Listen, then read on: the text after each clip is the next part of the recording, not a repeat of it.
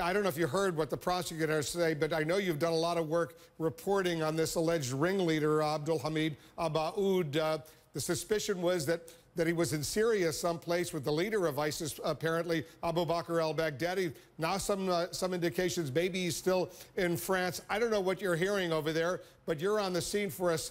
Give us the latest information you're getting.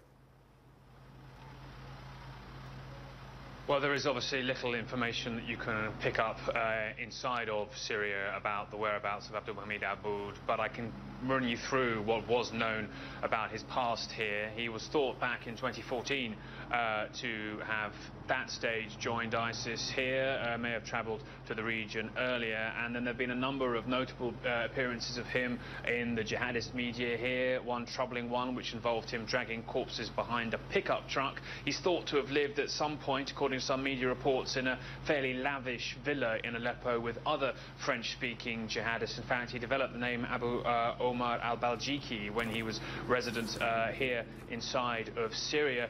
Exactly when he went to Europe or his whereabouts this year are unclear. He was said to have returned to Syria and loudly flaunted that in about February in an issue of the ISIS magazine Dabiq. But there was suggestions that perhaps he may have been killed in an airstrike in October. Because his family ceased to hear from him. They had perhaps suggested he may have been killed by that, but obviously that was not the case. And I think the most chilling element of this, Wolf, is that where I'm standing, there are, hundreds in this country of jihadists from Europe who I think many have felt were forced to stay here to some degree because it was so hard to travel back, particularly ones as high profile as Abaoud, a very high profile character indeed. The fact that he was secretly able to return to Europe, and we don't know his fate right now, the fact he was able to do that and not be caught must be deeply chilling for Western intelligence services. But where we are in this country now, the military reprisal already underway, has been now for 2 nights against the self-declared caliphate capital Raqqa.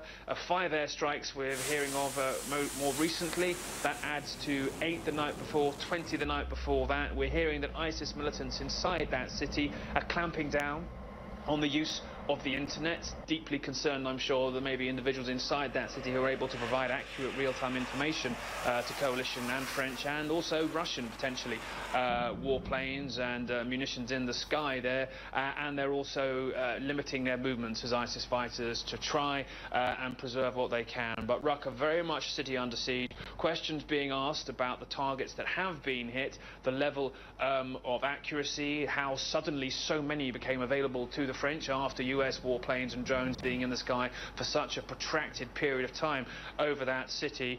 But still, I'm sure the uncertainty over the fate of Abaoud now will be some degree of victory in the minds of some ISIS fighters, given the fact that his whereabouts is unclear, and of course part of their twisted mentality may also welcome the news of what they would say is his martyrdom. Wolf?